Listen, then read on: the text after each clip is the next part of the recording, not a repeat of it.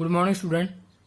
Today we are doing chapter studies and going to revise this chapter. Today we revise 14.1 exercise and 14.2 exercise. So in the statistics chapter, we are talking about the data, collection of data, representation of data, and mean, mode, median of the data. First of all, we have a collection of data. जो data की collection होती है वो हमारे पास to type की होती है. First of all primary data and secondary data. Primary data वो डाटा होता है जो इन्वेस्टिगेटर हिमसेल्फ कलेक्ट करता है, ठीक है, ग्राउंड लेवल पे कलेक्ट करता है.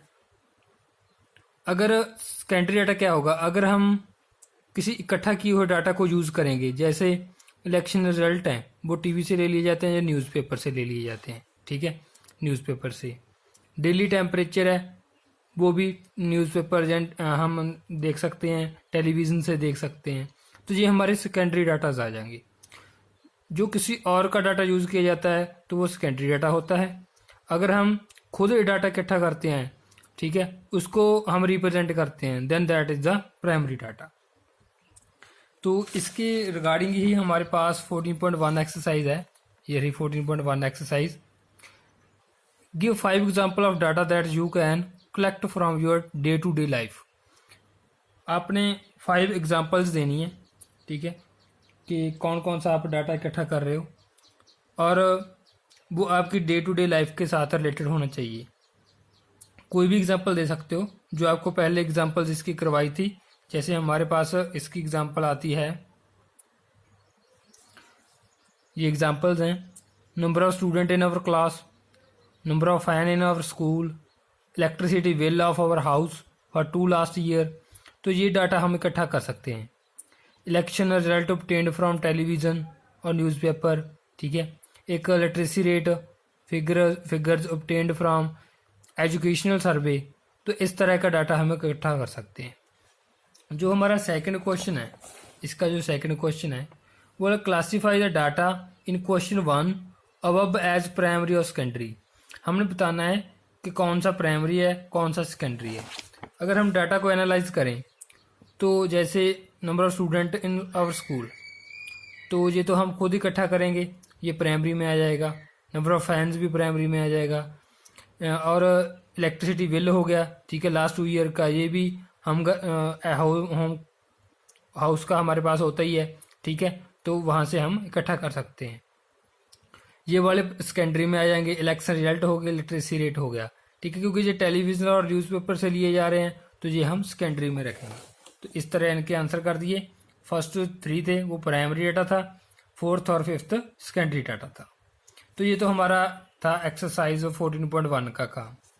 अब जब 14.2 एक्सरसाइज हमारे पास आती है, उसका है टॉपिक रिप्रेजेंटेशन ऑफ डाटा.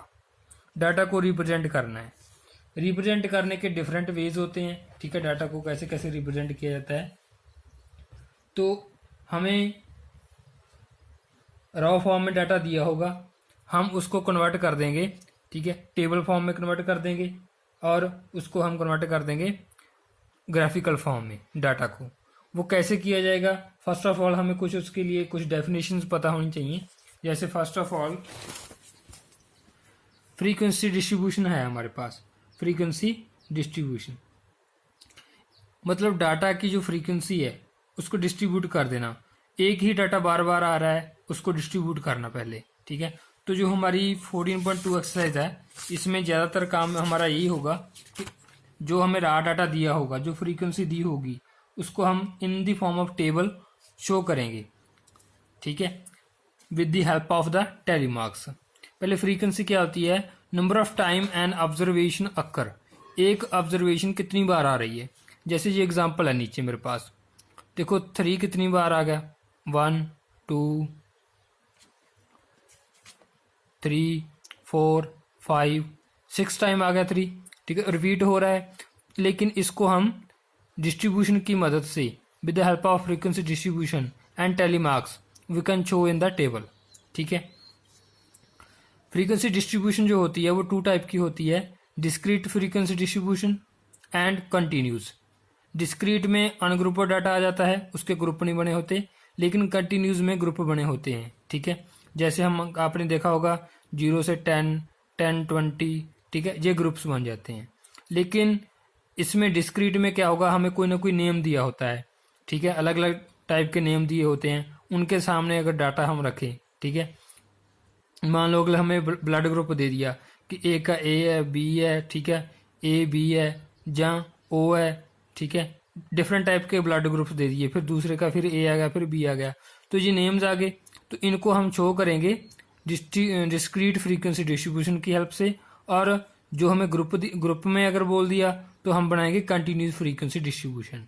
तो जब हम क्वेश्चंस करेंगे तो हम इनको अच्छे से क्लियर कर पाएंगे। ठीक है, तो फर्स्ट ऑफ ऑल हमारे पास है डिस्क्रीट फ्रीक्वेंसी डिस्ट्रीब्यूशन है जो, ठीक है, इसकी एक एग्जांपल लेते हैं। जैसे ये रहा, नंबर ऑफ व्हीकल्स 1, 2, 3, 4, 5 ये दिए हुए हैं हमें।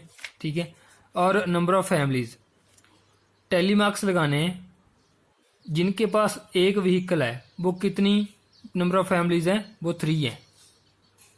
ठीक है, देखो ये डाटा हमें गिवन है, इसमें मतलब एक कितनी बार आया वो काउंट करना है, 1, 2 एंड 3। 1 3 टाइम आया तो हमने क्या करना है, 3 टेलीमार्क्स लगा देने हैं इसके, 1, 2, 3।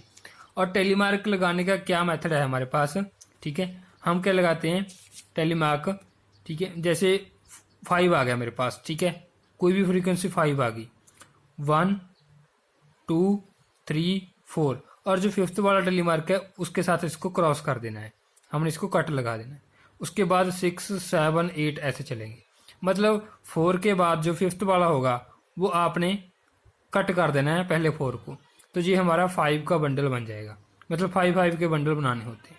ठीक है, जैसे 2 कितनी बार आया है, वो 7 टाइम आया है, तो हमने लगा दिया 1, 2, 3, 4 एंड 5 के साथ कट 6, 7, ये 5 हो गए और ये 2 हो गए, टोटल कितने हो गए 7। तो ये मेथड है टेलीमार्क लगाने का। ये डिस्क्रीट जो हमारी फ्रीक्वेंसी डिस्ट्रीब्यूशन थी, अगर हमें कंटिन्यूस फ्रीक्वेंसी डिस्ट्रीब्यूशन करनी हो, हमें बोल दें कि आप ग्रुप बनाओ, कहा होगा कि आप ग्रुप बनाओ 0 से 10 या 0 से 5, कितने भी बोल दें। ठीक है, जैसे ये हमारे पास marks obtained by 35 student in a class test, तो बोल दिया कि 0 से 10 के इसके आप टेबल बना दो और ग्रुप होना चाहिए 0 से 10 के ग्रुप होने चाहिए। तो कैसे बनाएंगे, 0 से 10 तक, फिर 10 से 20, 20 से 30, कहाँ तक जाना है, जहाँ तक हाईएस्ट मार्क्स आए हुए हैं। ठीक है, तो हम जाएंगे 50 तक। अब कैसे इसको शो करना है, 0 से लेके 10 तक, ठीक है, नंबर आपने काउंट करने हैं, लेकिन जो 10 है, 10 फर्स्ट वाले आप ग्रुप में काउंट नहीं करोगे, वो सेकंड वाले ग्रुप में काउंट करोगे। ठीक है, क्योंकि अगर 10 यहाँ पर काउंट कर लिया और 10 यहाँ पर भी आ रहा है तो 10 2 टाइम काउंट हो जाएगा, तो हमारा जो टेबल होगा वो सही नहीं बनेगा। इसीलिए जो आपकी ये लिमिट है, ठीक है, आपकी ये वाली लिमिट है जो अपर लिमिट है, ठीक है, इसके आप एक कम लेना होता है। तो आप जहाँ पर काउंट करोगे 0 से लेके 9 तक कितने हमारे पास आए हुए हैं। ठीक है, 0 से लेकर 9 तक जितनी भी फ्रीक्वेंसी है उनको सभी को काउंट कर लेंगे। जैसे 10 तो नहीं लेना, 1 आ जाएगा, ठीक है, उसके बाद 7 आ जाएगा, नेक्स्ट 8 आ जाएगा, 9 तक लेना है हमने, 3 भी आ जाएगा, 2 भी आ जाएगा, देन 1, ठीक है, सो ऑन, ये हम सारे काउंट कर लेंगे। ये कितने बन रहे हैं हमारे पास, 7 बन रहे हैं। ठीक है, तो ये फ्रीक्वेंसी कितनी है, 7, तो उसके टेलीमार्क लगाने हैं पहले, फिर उसके आगे लिख देना है 7। ठीक है, सिमिलरली 10 से 20 है अगर, तो 10 इसमें काउंट होगा लेकिन 20 काउंट नहीं होगा, तो ये आएगा 10 से लेकर 19 तक। तो 19 तक जितने भी नंबर है वो काउंट कर लेने हैं। जैसे 5 है तो 5 टेलीमार्क लगा के 5 लिख देंगे। तो ये ध्यान रखना होता है क्लास में, क्लास इंटरवल में। ठीक है, कि आपने लास्ट वाला नहीं लेना, उससे एक कम लेना होता है, क्योंकि ये लास्ट वाला नेक्स्ट वाले ग्रुप में काउंट हो जाता है। क्लियर है, तो अब ये हमने ये काम करना था। उसके बाद कुछ हमारे पास डेफिनेशंस हैं कि क्लास लिमिट क्या होती है। क्लास लिमिट होती है, ठीक है, 2 तरह की लिमिट होती है, upper limit and lower limit. ये जो पहले वाली है 0, 10, 20 ये सारी लोअर लिमिट है, जो दूसरी वाली है 10, 20, 30 ये सारी अपर लिमिट्स है। ठीक है, उसके बाद क्लास मार्क कैसे निकलता है, अपर लिमिट और लोअर लिमिट को प्लस करके 2 के साथ डिवाइड कर दो। मान लो इसका मैंने क्लास मार्क लगाना है, दोनों का प्लस करूंगा और 2 के साथ डिवाइड कर दूंगा, कितना आ जाएगा क्लास मार्क 5। अगर दूसरे ग्रुप का निकालना है, दोनों को प्लस करके 2 के साथ डिवाइड, तो ऐसे ही काम करना है। This is the class mark. ठीक है, नेक्स्ट हमारे पास आता है एक रेंज। रेंज क्या होती है, जो आपकी हाईएस्ट ऑब्जर्वेशन है, जो हाईएस्ट वैल्यू है और जो लोएस्ट वैल्यू है, दोनों की अगर आप माइनस कर दोगे तो आपके पास रेंज आ जाएगी। ठीक है, तो इस तरह हम फाइंड आउट कर सकते हैं। नेक्स्ट हमारे पास सीरीज होती हैं, ये जो क्लास इंटरवल्स होते हैं 2 टाइप के होते हैं, एक्सक्लूसिव एंड इंक्लूसिव। एक्सक्लूसिव वो वाले होते हैं जो कंटिन्यूस होते हैं, जैसे 100 से 200, फिर 200 से 300, मतलब 200 से स्टार्ट हो गया 300, 300। ठीक है, मतलब जिस पर लिमिट खत्म हो रही है वहीं से स्टार्ट हो रही है, तो दिस इज एक्सक्लूसिव, और इसे कंटिन्यूस सीरीज भी बोल देते हैं, ये कंटिन्यूसली चल रही है। दूसरी होती है इंक्लूसिव, जैसे ये 1 से लेकर 10 तक है, 10 पे खत्म हुई, फिर 11 से स्टार्ट कर दी, 11 से 20, फिर 21 से स्टार्ट कर दी, तो ये होती है इंक्लूसिव। ठीक है, तो इसे हम डिसकंटिन्यूस भी बोल देते हैं, क्योंकि ये कंटिन्यूस नहीं है तो ये डिसकंटिन्यूस भी हो जाती है। तो हमारे पास जो क्वेश्चन सॉल्व होंगे, ठीक है, वो सारे इसके ही सॉल्व होंगे, एक्सक्लूसिव के। इसको ही हम बेस मान के करेंगे। अगर हमने कोई भी ग्राफ ड्रा करना है तो हम पहले इस सीरीज को एक्सक्लूसिव में कन्वर्ट कर लेंगे। ठीक है, उसका अलग से मेथड होगा, कैसे कन्वर्ट करेंगे वो तो अब आपको बताया जाएगा, लेकिन आपने अभी ध्यान रखना है कि 2 तरह की सीरीज होती हैं। ठीक है, नेक्स्ट हमारे पास जैसे फर्स्ट क्वेश्चन है एक्सरसाइज का, that is the blood group of 30 student दे दिया हमें, इसको फ्रीक्वेंसी डिस्ट्रीब्यूशन टेबल बनाना है। ठीक है, तो वो कैसे बनाना है, पहले सारे ब्लड ग्रुप्स लिख लिए, ए कितनी बार आया वो काउंट कर लेना है। जैसे 9 टाइम आ गया तो इसके टैली मार्क लगा दिए 9, उसके आगे लिख दिया 9। सिमिलर बी के टैली मार्क लगा दिए 6, क्योंकि बी 6 टाइम आया था काउंट करके, तो उसके आगे लिख दिए 6, तो टोटल किया जाए 30 बन गया। तो इस तरह हम इसको शो कर सकते हैं। उसके बाद हमारे पास कुछ क्वेश्चंस पुट किए गए हैं। The most common blood group कौन सा है, मोस्ट कॉमन जो सबसे ज़्यादा आया है, दैट इज ओ, 12 टाइम आया हुआ है। द रेयरेस्ट ब्लड ग्रुप कौन सा है जो कम आया है, दैट इज ए बी, जो 3 टाइम आया है। ठीक है, तो ये रेयरेस्ट हो गया।